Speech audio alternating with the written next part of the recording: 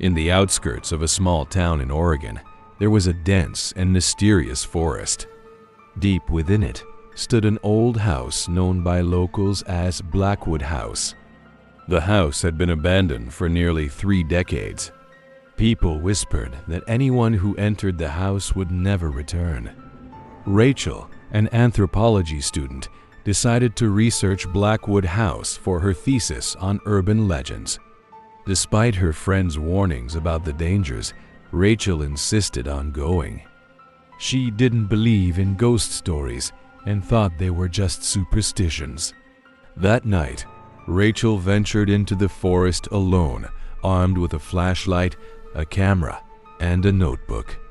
The full moon shone brightly, but its light barely pierced the thick canopy of trees. A cold wind blew, causing dry leaves to rustle like whispers. As Rachel went deeper into the woods, the air grew heavier, and the natural sounds of the forest faded away. Finally, she arrived at Blackwood House. It was even more terrifying than she imagined. Its cracked, dusty windows reflected the moonlight, and the door creaked slightly, as if beckoning her inside. Holding her breath, Rachel pushed open the old wooden door.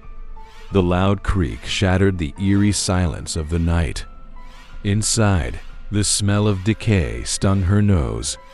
Rachel turned on her flashlight, revealing a living room filled with broken, decaying furniture. A large mirror hung on the wall, its cracks forming spiderweb-like patterns. On the dusty floor, there were small footprints, even though the house was supposed to have been abandoned for decades. Rachel began documenting every detail, but suddenly, footsteps echoed from the second floor.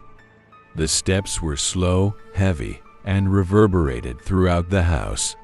Rachel froze, straining to listen.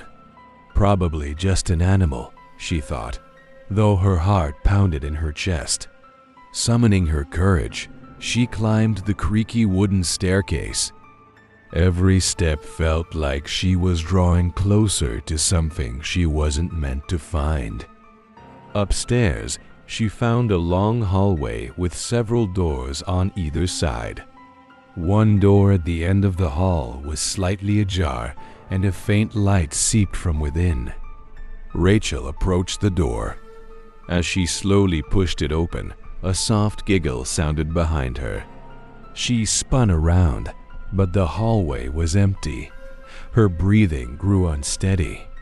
"It's just my imagination," she whispered, trying to calm herself. But when she turned back to the room, she saw something that made her blood run cold. In the corner of the room sat a small child. Her long black hair obscured her face, and she clutched a worn-out doll. Rachel couldn't move. Her body felt frozen in place. "Who are you?" she asked in a trembling voice. The child didn't respond. Instead, she began to giggle softly, and suddenly, the doll in her hand started to move on its own. Its lifeless eyes, once empty, slowly turned to stare directly at Rachel. The child's giggle turned into an ear-piercing scream, and the room was plunged into darkness. Rachel dropped her flashlight, but she could feel something creeping closer. Cold fingers brushed the back of her neck like an invisible hand.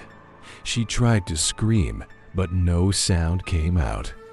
In the darkness, she heard a whisper in her ear. "You shouldn't have come here."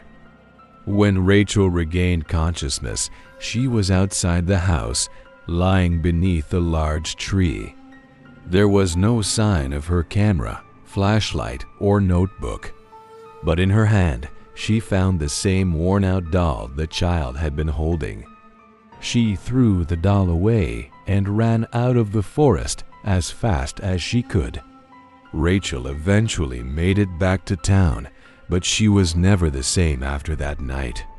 She often woke up in the middle of the night with small handprints etched into her skin. The worn-out doll also kept reappearing, no matter how many times she tried to get rid of it.